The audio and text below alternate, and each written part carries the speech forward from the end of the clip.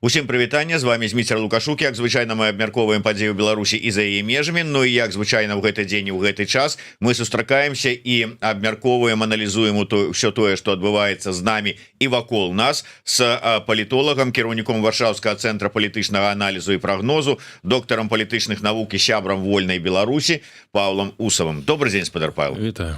Спадар Павел, давайте мы закранем адразу такую самую апошнюю актуальную навіну, звязаную, я так разумею, з Беларусі ўсё ж такі, таму што з чаго б раптам у Літве аб'яўляць паветраную трывогу, падымаць самалёты, людзей у падземныя сховішчы, это самае бомбасховішчы, заклікаць спускацца. Зараз ужо далі адбой, але сам факт, пра што гэта сведчыць? Ну, гэта сведчыць хутчэй пра гістэрыю улада ў Літве, а і неадэкватную ацэнку таго, што адбываецца у рэчаіснасці з аднаго боку. Калі гэта выклікана нейкай рэакцыі адносна таго, што адбываецца ў Беларусі, але хутчэй гэта выклікана тымі і заявамі і дзеяннямі з боку Расіі, залёты дронаў у тую ж Латвію, пагрозы нанесці удары па цэнтрах прыняцця рашэнняў, там Рыга, Вільня. То бок мы бачым, што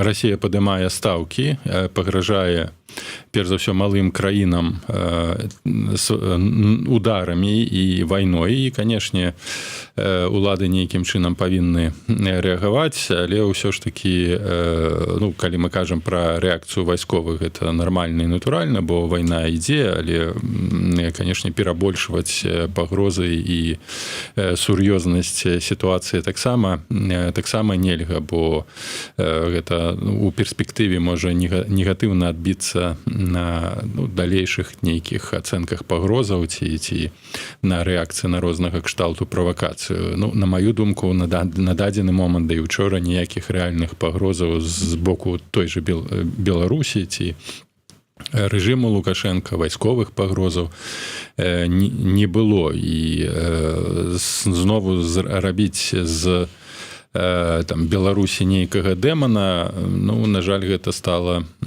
такой часткай унутранай палітыкі Літоўскай рэспублікі, большыя абмежаванні і дыскрымінацыя ў дачыненні да беларусаў. Гэта, канешне ж, небяспечна, бо гэта падымае ўзровень унутранай напружанасці, такой унутранай гістэрыі і пошуку унутранага ворага. А унутраным ворагам, як гэта і раней было, акажацца беларуская меншасць, беларускія уцекачы, якія шукаюць прытулку ў Літве, будуць новыя абмежаванні, і гэта будзе, беларусы будуць усе агульна будуць абвешчаны як пятая калонна, як правакатары, што знову раней было, і у тым ліку ў дачыненні да палка Каліноўскага і гэты той же самы літвінізм.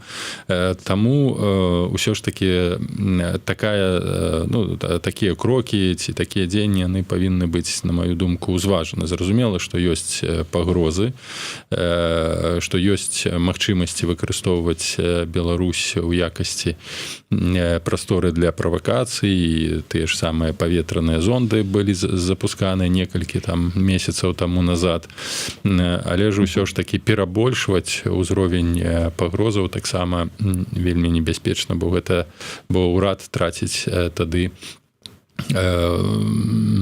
ну, у пэўным сэнсе давер з боку самого насельніцтва. Але ўсё ж таки паглядзіце, што мы маем. Можна, конечно, казаць, што з аднаго боку нейкая гістэрыя, а з другого боку у гэтым вось чаканні магчымага нападу, у разуменні таго, што пагроза побач, Літва жыве ўжо не першы год.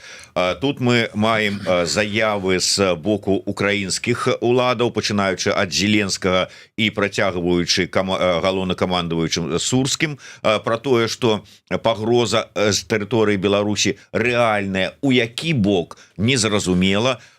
Расійскія заявы, пра якія вы сказалі, пагрозы і гэтак далей, вучэнні тыя ж самыя. Слухайце, давайте, нават мы, не маючы доступ да дадзеных выведкі, карыстаючыся адкрытымі крыніцамі, тымі крыніцамі, магчыма, якія ёсць унутры Беларусі, ацэньваем, што ніякай пагрозы рэальнай няма.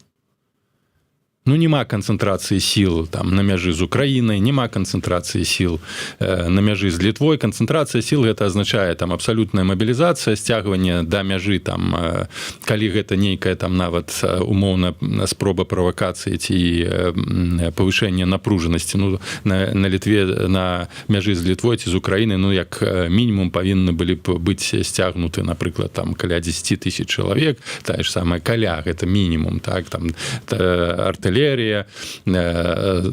тэхніка, ракетныя там разлікі, тое ж самае дачыненне да Літвы. Ну, каб была пагроза, вось яна відавочная, што она ёсць, што там вось сапраўды сканцэнтруецца сілы, як гэта было, напрыклад, у 22-м годзе, перад нападам на Украіну, калі Расія сканцэнтравала там на мяжы з Украінай і ввогуле у гэтых прымежных тэрыторый, Гомельская вобласць, Брэсцкая, там каля 30 000 сваіх войскаў. Вось гэта пагроза адэкватная. Вось на яе трэба было рэагаваць.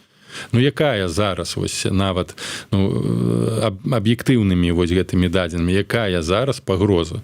Так, мы ведаем, што улады разбудоўваюць інфраструктуру вайсковую ў межах так званай паўднёвага камандавання, якое было створана 2 гады у Беларусі, памежная інфраструктура, абаронныя нейкія лагістычныя пункты, ну, ўсё гэта ёсць, але няма асноўнага элементу, гэта канцэнтрацыя жывой сілы і тэхнікі нават для арганізацыі нейкай шырокамаштабнай правакацыі, каб, напрыклад, адцягнуць сілы, каб пасеяць паніку. Ось, ну, калі ёсць нейкае там жаданне стварыць напружанасць на мяжы і ці ў галавах кіраўніцтва той же Латвіі ці Літвы, ну, дастаткова сцягнуць там да мяжы ці нават да так званага гэтага перашэйку сувалкскага, ну, там ад 5 до 10 000 чалавек. Ну, гэта лічыце там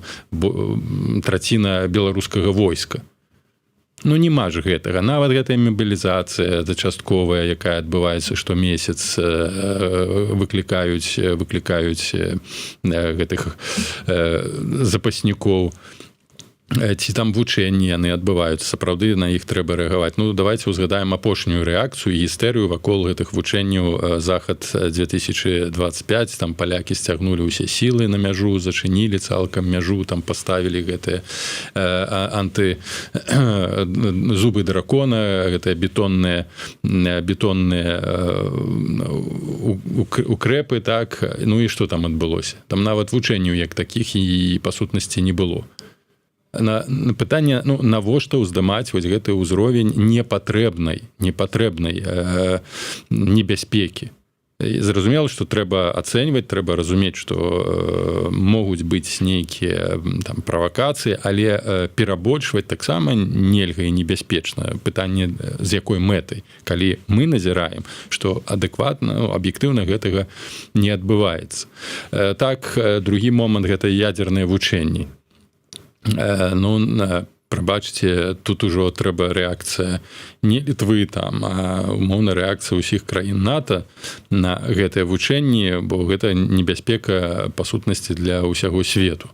І супрадзейнічаць нават ядзерным ударам, ну, мне неяк нават цяжка нешта прапанаваць у дадзеным кантэксце. Гэта нанесенне прэвентыўнага ядзернага удару па Беларусі, каб не дапусціць запуску ракет, ці па Расіі. Але рэальна ніхто на сённяшні дзень у свеце не разглядае не тое, што там прэвентыўнага ядзернага удару там па аб'ектах у Беларусі ці па Расіі, а нават баяцца казаць пра тое, што рабіць у адказ, калі, напрыклад, з тэрыторыі Расіі ці Беларусі нейкія тактычныя заряды ці ракеты паляцяць у бок Украіны. Вось, ну, стратэгіі адказу ж няма.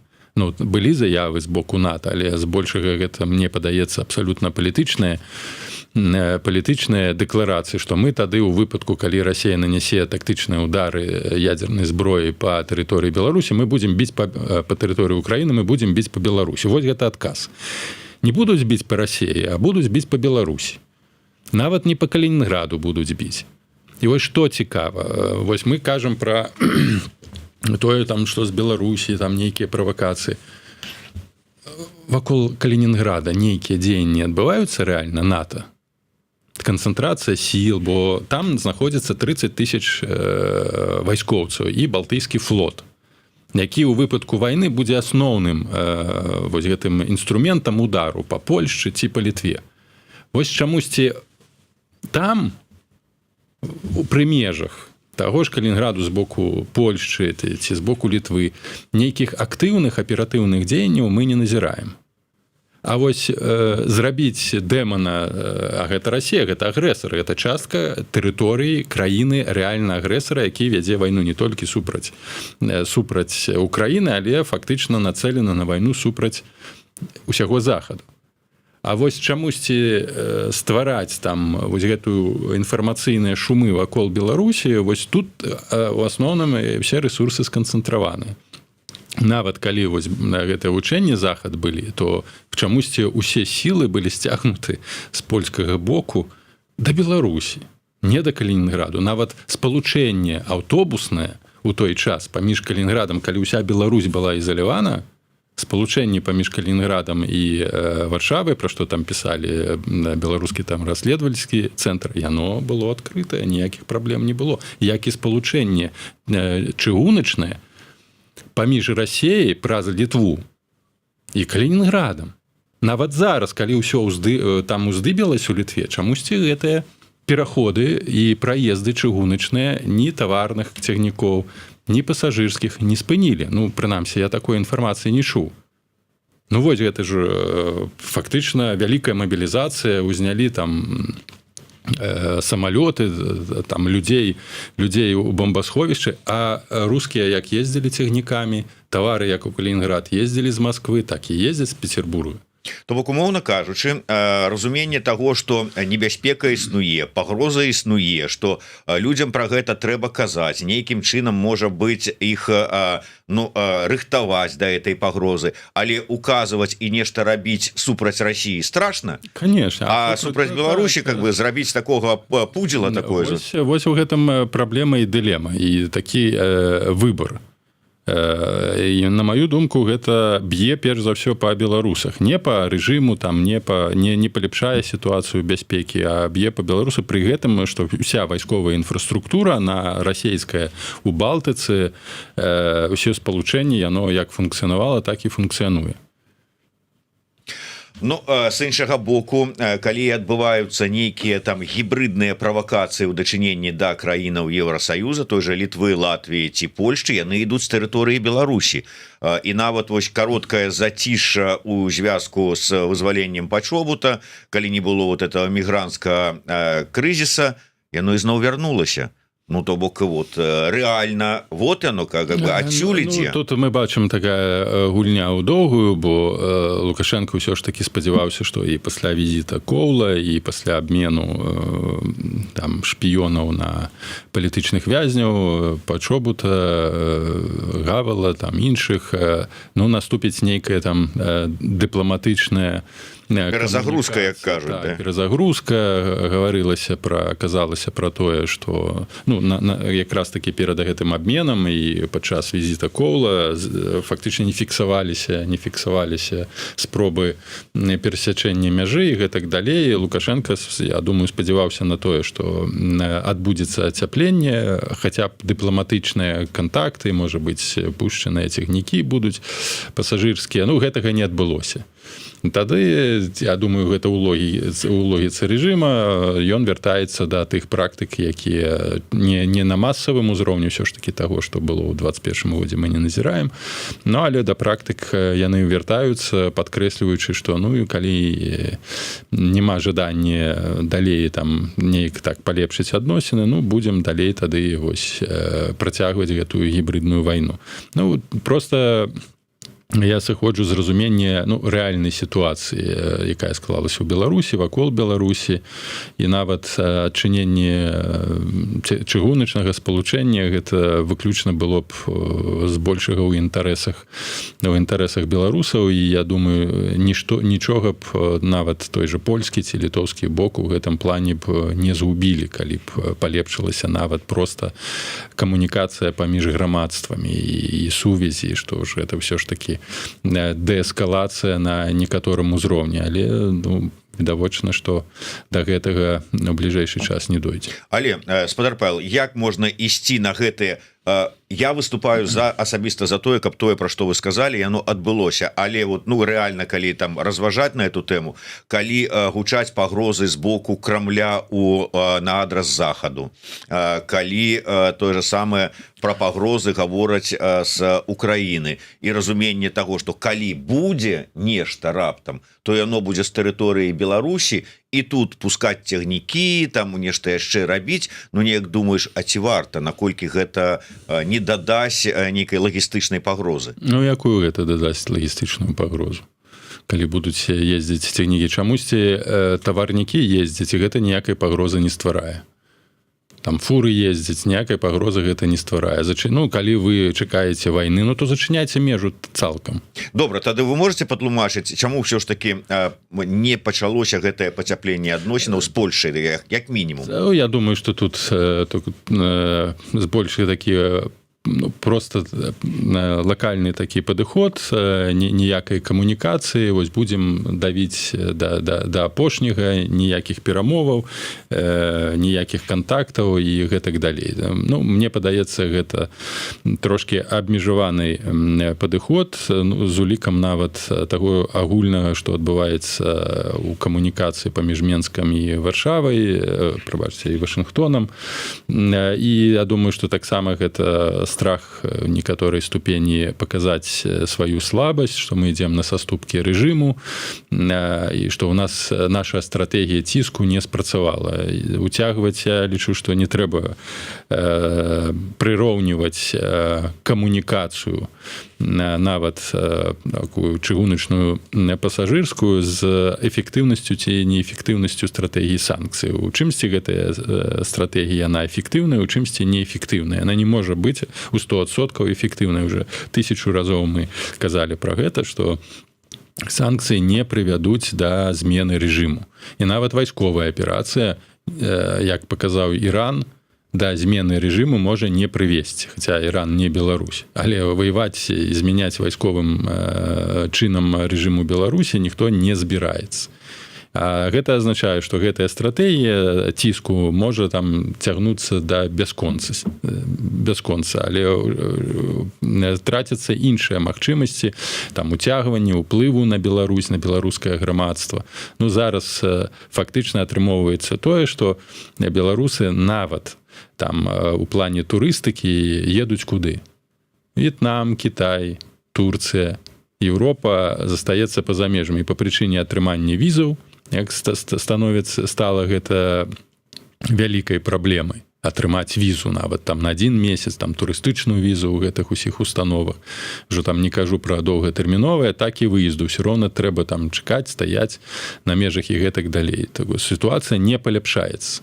То бок з боку санкцый вынікаў палітычных няма магчымасці нават там ускоснага уплыву на беларусаў. Яны больш і больш праз візы і праз цяжкасці з камунікацыяй адмяжоўваюцца ад Еўропы. І фактычна няма дадатковай стратэгіі, дадатковых інструментаў уплыву на сітуацыю і нават там супрацьстаянне ў Беларусі уплывам Расіі, бо тут яшчэ трэба гаварыць, калі ёсць падыход такі аднабаковы, што вся Беларусь і ўсё насельніцтва Беларусі гэта ворагі, ніякай там палёгкі, ніякай адкрытасці, ніякай палітыкі адкрытасці на Беларусь, то, канешне, можам доўга камунікаваць і дыскутаваць, што карысна, што не карысна, але калі гэты падыход дамінуе, то ніякіх іншых механізмаў уплыву ўздзеяння і ніякіх інструментаў гульні супраць Расіі не будзе, бо Беларусь ужо ўспрымаецца як частка Россией. Это тое ж самае, што тады прабаваць ствараць нейкія механізмы ўздзеяння на Смаленскую вобласць, там на Тулу ці на Рэспубліку Саха. Тады навошта? Калі ж усё ж такі ёсць адэкватнае разуменне таго, што Беларусь гэта не Расія, беларускі народ гэта не рускі народ, што беларускі народ знаходзіцца пад уздзеяннем інфармацыйным геапалітычным Расіі і беларускае войска знаходзіцца, нам трэба раскладаць прарасійскія ўплывы, раскладаць умоўна маральна, псіхалагічна беларускае войска, каб яно не было арыентавана на расійскія інтарэсы, раскладаць эліты, раскладаць грамадскія групы, ствараць кропкі праеўрапейскіх інтарэсаў. Ну то трэба рабіць для гэтага нешта, некая іншая стратэгія павінна быць барацьбы за беларускі народ унутры Беларусі праз камунікацыйнае ўздзеянне, інфармацыйнае ўздзеянне, пра рэшту адкрыццё межаў, а не закрыццё межаў. Калі гэтай логікі не мае падыходу да Беларусі, што Беларусь гэта Беларусь, нават нягледзячы на тое, што ўцягнута ў вайну, што гэта тэрыторыя, за якую трэба змагацца, ну то проста трэба гэтую тэму закрыць назаўжды. І гэтая неадэкватная палітыка сапраўды прывядзе да таго, што Беларусь гэта будзе Расія. І ў дачыненні да беларусаў, як гэта мы зараз назіраем і ў замежжы, палітыка такая, як у дачыненні да рускіх. Ні банкаў контаў адкрыць, ні дакументаў зрабіць хутка немагчыма. Ні нейкія там іншыя паслугі, ні выехаць на сваёй аўто там, ці ввогуле выехаць за мяжу і там запрашэнне зрабіць, выцягнуць людзей. Ну, тады не мае чаму дзівіцца. Тады просто вось мы будзем у такой бурбалцы сядзець, геапалітычнай залежнасці ад Расіі, ніякай стратэгіі сапраўды, там вызвалення ці барацьбы за розумы, за душы людзей, ну не будзе, а яе няма, бо падыход на сённяшні дзень неадэкватны да Беларусі. На сённяшні дзень еўрапейскі падыход да Беларусі гэта як да часткі Расіі.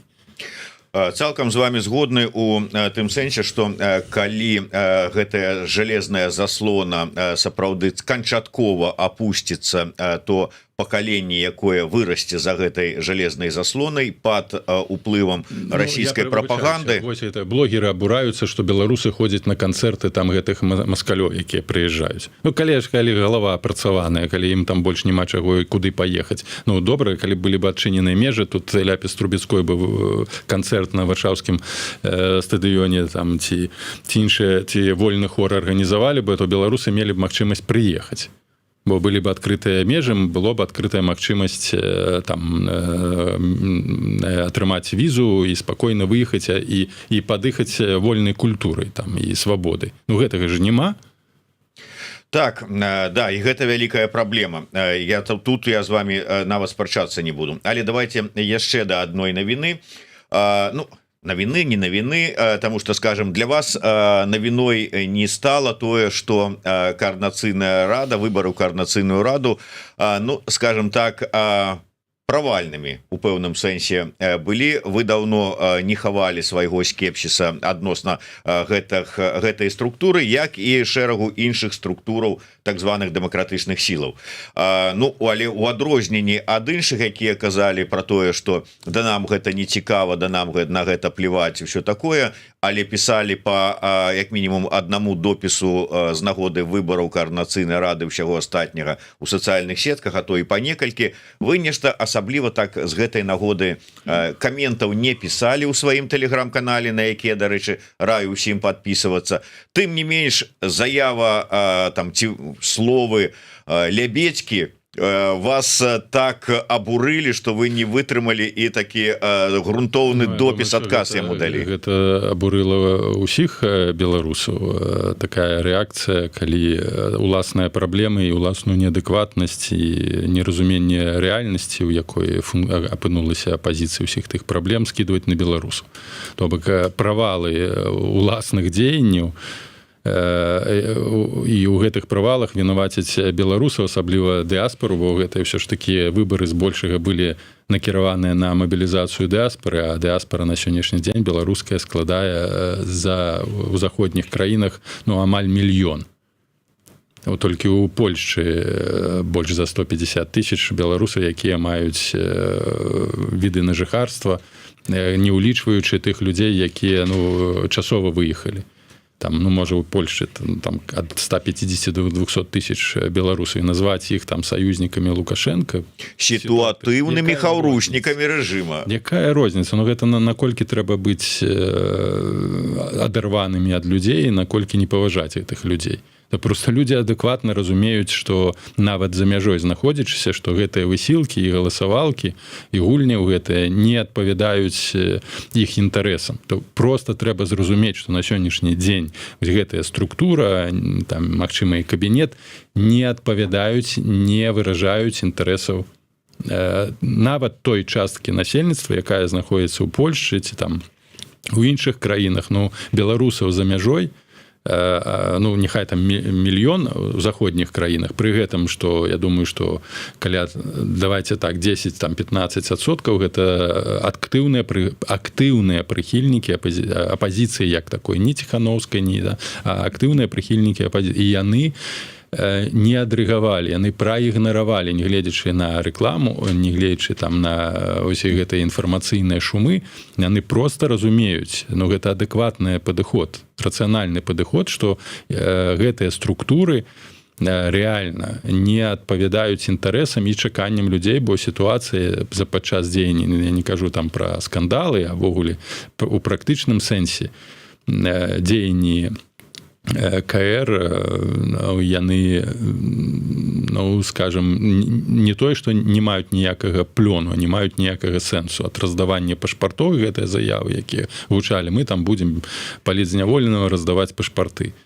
І, ну, пра рэпрэзентатыўнасць, легітымнасць я нават увогуле не ўзгадую. Гэта сведчанне, ну, замест таго, каб зразумець, што мы зрабілі шмат памылак, мы не зрабілі дастаткова, каб гэты орган стаў сапраўды рэпрэзентатыўным, мы не зрабілі шмат таго, каб палепшыць дзеянне функцыянавання гэтых структур. Было шмат скандалу, было шмат хібаў, у нас ёсць стратэгія паляпшэнню і сітуацыі і максімальнага ўцягвання беларусаў у гэтыя працэсы, каб орган стаў сапраўды рэпрэзентатыўным. Замест гэтага адэкватныя ацэнкі у беларусаў пачынаюцца брудам кідацца. Та ўжо пасля гэтых словаў Лябедзькі блізка не павінна быць ні ў офісе, там, ні ў якіх іншых структурах. Але ён будзе сядзець. Так дзе тады адказнасць, дзе тады дэмакратычнасць?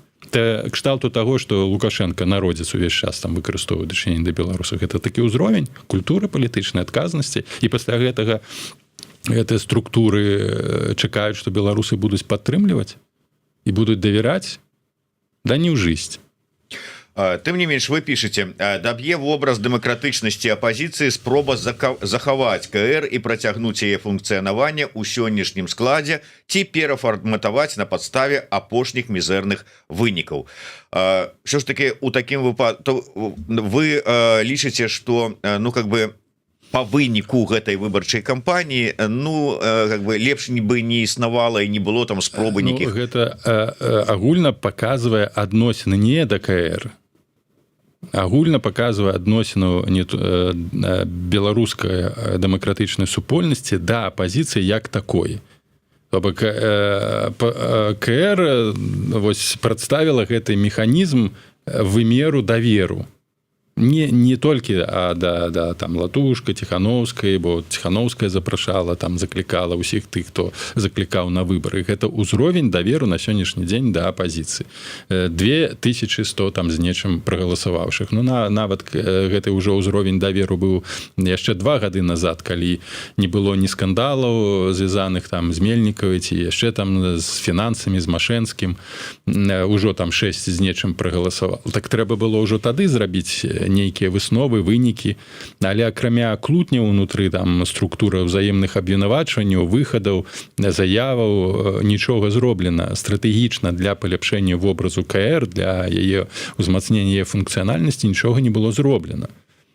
І зараз нічога не будзе зроблена. І фактычна КР будзе такім, ну, і яе функцыянаванне ва ўмовах крызісу даверу яшчэ будуць ездзіць па замежах і казаць, што мы легітымны і рэпрэзентатыўны орган, што яшчэ больш будзе ўспрымацца як маніпуляцыя і падман, это будзе яшчэ ўзмацняць негатыўны эфект у дачыненні да апазіцыі. Ужо зараз там ніхто з знаёмых, якія раней былі актыўныя, ніхто не жадае чуць пра палітыку, бо людзі бачаць, што нічога з гэтага не будзе, што палітык, дзеянні вось гэтыя пераўтвараюцца ў сугуба прыватны інтарэс групкі людзей, па-за якой ніякія інтарэсы, ніякія там жаданні, чаканні беларусаў не прадстаўлены. І з гэтым ні офіс, ні кабінет не жадаюць рабіць і не будуць нічога рабіць. А гэта будзе азначаць, што давер да апазіцыі як такой, да дэмакратычнасці, да пераменаў будзе максімальна нізкі. Як і разуменне таго, што па сутнасці мы маем сітуацыю, у якой улада нічым не адрозніваецца ад апазіцыі, хутчэй наадварот, што апазіцыя нічым не адрозніваецца ад улады. Ёсць прыватны інтарэс, ёсць жаданне захаваць манаполію, кантроль над рэсурсамі, фінансавымі, там, выездамі, кантактамі і ўсё. Вось гэта той же самы адпаведнік улады, як і ў Беларусі, той трымаецца абсалютна неадэкватна ацэньваючы сітуацыю ў краіне пасля 20-го году, так і гэтыя, страціўшы такі ўзровень даверу, падтрымкі электаральнай. Зараз, на сённяшні дзень, тыя структуры, якія стварыліся пасля 20-го году, як і Лукашенко, электаральныя банкроты.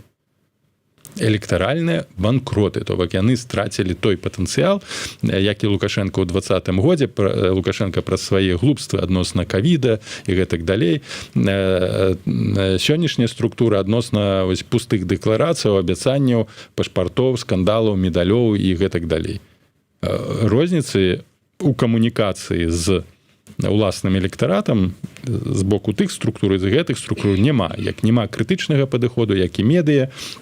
Дзякую яшчэ, што засталося Еўрарадыё, якое і радыёрацыя, якія там намагаюцца прадстаўляць розныя думкі, крытычна, некрытычна, а большасць медыяў, она зачынена і скіраваная на ідэалагічную апрацоўку структур Ціхановскай. Тое ж самае, як і у Беларусі ўся медыя гэта прапаганда. Ну вось да чаго мы прыйшлі. Але, спадар Павел, вот да чаго мы прыйшлі і што мы да гэтага дойдзем, і вы у тым ліку казалі яшчэ, ну, можа, там не ў 22-м, но ў 23-м годзе дакладна, а можа, і ў 22-м уже, таму што гэта нармальныя палітычныя працэсы, якія, ну, как бы, просто прадказальныя былі. І таму сёння, ну, вот людзі чакаюць... Прадказальныя ў сувязі з тым, якія крокі рабіліся ці якія крокі не рабіліся. Я казаў, калі не будзе зроблена гэта, і апазіцыя будзе функцыянаваць так, як яна функцыянуе, дойдзе да таго, да чаго дайшло.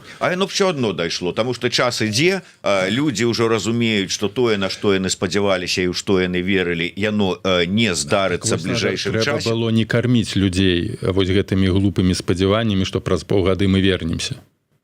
Людзей на пачатку накармілі абяцаннямі, што Лукашенко сыдзе, што вось трэба пару разоў пахадзіць па вуліцах Менску і не баяцца садзіцца ў аўтазак, і праз паўгады Лукашенко не будзе. Ён спужаецца і паедзе. Вось гэта неадэкватнасць першая. Потым, калі гэтыя рэчы звязаныя з ультыматумамі, неарганізаванасць, злівы, безадказнасць, гэта ўсё прывяло да падрыву даверу.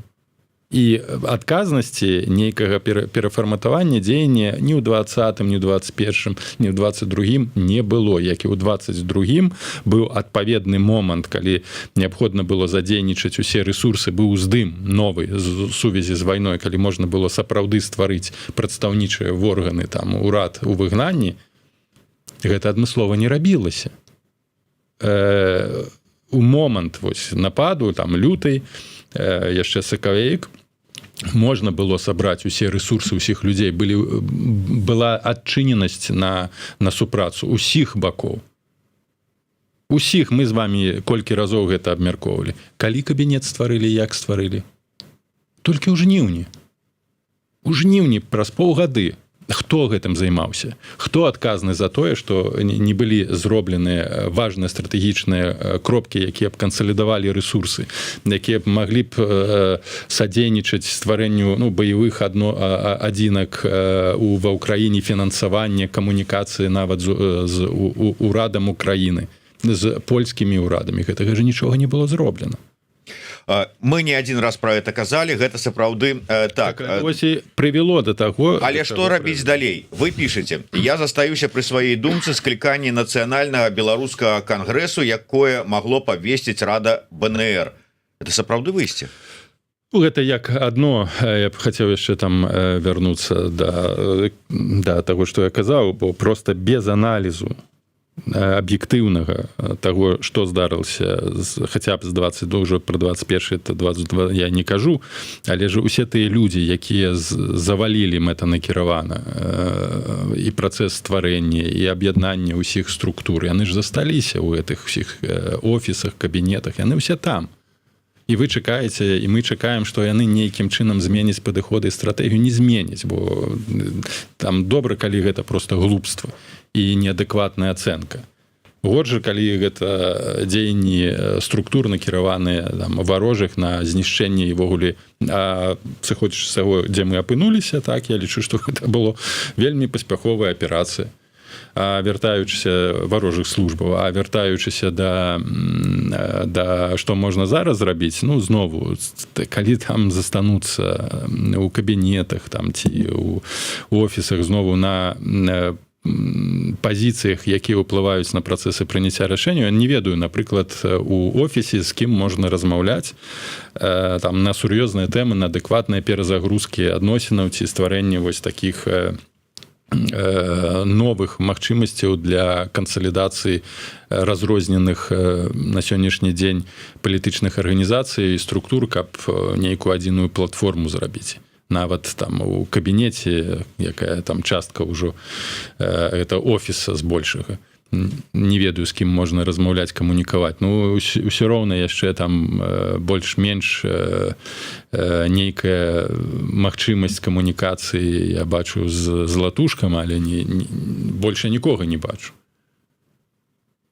Просто каб сесці і камунікаваць, каб просто нейкую паспрабаваць знову выпрацаваць нейкі агульны падыход, адэкватную стратэгію, перафарматаванне дзеяння, перафарматаванне стратэгіі і хаця б нават у кантэксце склікання усебеларускага сходу, так, які б мог бы быць, перш за ўсё, рэпрэзентатыўным інстытутам найбольш актыўнай часткі дэмакратычнай супольнасці.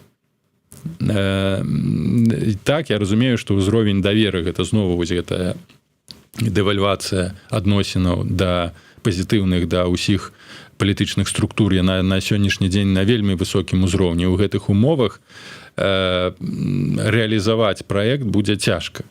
Але Рада БНР у гэтым кантэксце гэта такая структура, якая не мае негатыўнага бэкграунду ў сэнсе правалаў і страты даверу, якія нясуць на сябе ўсе іншыя структуры, і палітычна нейтральная. Яна магла б скласці такую дэкларацыю, зрабіць такую ініцыятыву. Дэкларацыю магла б зрабіць. Хто будзе займацца арганізацыяй? Якія? Я лічу, што гэта ўжо тэхнічнае пытанне, і можна было б адразу стварыць працоўную групу, запрасіць усіх жадаючых і абмеркаваць ужо тэхнічнае пытанне. А зносна фінансавання, я лічу, што сама дэмакратычная супольнасць павінна ўзяць на сябе адказнасць і цяжар фінансавання гэтага мерапрыемства, скласці бюджэт, структуры, напрыклад, якія дэлегуюць на устаноўчы сход сваіх дэлегатаў, там аднаго-двух чалавек могуць прафінансаваць прыезд у адзін бок і пражыванне. Гэта не праблема. Калі ёсць жаданне, калі ёсць жаданне стварыць нешта сваё, і калі людзі лічаць, і актывісты лічаць, што гэта мае сэнс, то яны ў стане гэта прафінансаваць. у стане, калі гэта адпавядае інтарэсам, калі гэта не адпавядае інтарэсам, калі кожны ў свой бок будзе цягнуць, ну калі кожны ў свой бок, як это і адбывалася ўсю гісторыю. Ну бо ўсю гісторыю гэта адбывалася таму, што все гэтыя арганізацыі, все гэтыя сустрэчы адбываліся пры садзенні фінансаванні замежных фондаў, і замежныя фонды вельмі шмат і вельмі, асабліва я памятаю 6-й год і 10-й год, яны акрэслівалі, якая будзе павестка. Хто плоціць, тот і заказвае музыку. Таму і ніякіх 6-й год можна прыгадаць гэты кангрэс, як там да чаго там усё прывяло, калі выбіралі адзінага кандыдату. Калі ввогуле ёсць разуменне супольнага інтарэсу і стварэнне нейкай супольнага рэальна прадстаўніцтва дэмакратычнай супольнасці з выпрацаванай стратэгіі, бачаннем, ну, па-першае, праблем, бачанне магчымасці вырашэння гэтых праблем, нейкай там стратэгіі хаця б на 1-2 гады, як функцыянаваць у гэтых умовах, то тады нешта мы можам зрабіць. А калі не, ну, добра, будзем чакаць, пакуль цалкам гэта ўсё не загніе і не разваліцца. А да гэтага ўсё ідзе. То бок, альбо ёсць шанец, магчымасць. Не, так чакайце, мы распускаем тыя ж структуры, што ёсць. Адначасова БНР, Рада БНР выступае з заклікам. Ну, нават можна там не казаць пра роспуск, просто тады, ну, адказнасць, выступленні і ацэнка дзейнасці гэтых органаў будзе адбывацца на гэтым устаноўчым сходам і перафарматаванне гэтых структур. Так, што просто вось зараз давайте ўсё распусцім з нуля, я не лічу, што гэта можа быць два паралельных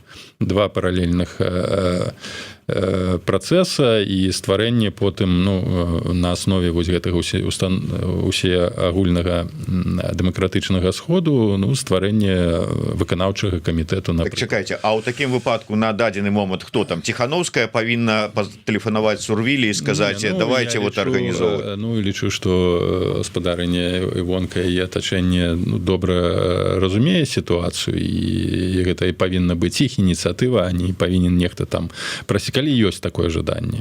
Ну, калі няма жадання, знову я яшчэ раскажу, будзем паўторваць той же самы цыкл, што мы вось у якім жывем 30 год. Ну, і Лукашенко спакойна можа сабе адпачываць і рыхтаваць Колю да прыняцця пасады прэзідэнта. Ну, спадар Павел, у нас з не меншым аўтарытэтам, чым уся Рада БНР, ёсць Зянон Станіславович Пазняк.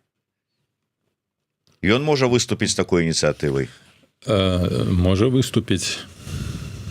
А можа не выступіць. Не, ну я просто мы зараз з вами, эта ідэя, тэма у мяне, ну, давно ўзнікала пасля досведу з СХ-шчыкам, з кабінетам вельмі скептычны, але думаю, што калі ласка. Ну, але знову да Рады БНР стаўленне такое, ну, больш нейтральнае. Гэта як такі важны гістарычны сімвал і з пункту гледжання гісторыі легітымны гістарычна. І проста заклікі, прапанова, на аснове якой можа адбыцца ініцыятыўныя працэсы і стварэнне нейкіх працоўных групаў, вось я лічу на сённяшні дзень, ну, калі не выхад, бо цяжка прагназаваць, ну, можа быць і не цяжка прагназаваць, бо шмат вельмі супярэчнасцяў, недаверу, канфліктаў ужо стварылася, але прынамсі прадэманстраваць самім сабе, што мы на нешта яшчэ здольныя, это варта. Калі не, ну, то я кажу, што можна забыцца пра перамены ў Беларусі нават пасля таго, як Лукашенка не будзе. Дзякуй вялікі. Ну, вось такое бачанне ўсёй сітуацыі як унутры, так і знешнепалітычнай у Павла Усова, нашага эксперта і сябра Вольнай Беларусі. Дзякуй усім, подписывайтеся на телеграм-канал спадара Павла Усова, не забываючыся подписываться на YouTube канал Еўрарады. Ну і чакаем, як все ж таки на гэтыя словы адрэагуюць тая ж самая Рада БНР, ну і іншыя структуры. Ну і Зянон Станіславович як асоба у тым ліку. Мне было б цікава, дарэчы, даведацца яго меркаванне на гэты конт. Так што чакаем у эфіры. Да сустрэчы. Жыве Беларусь. Жыве.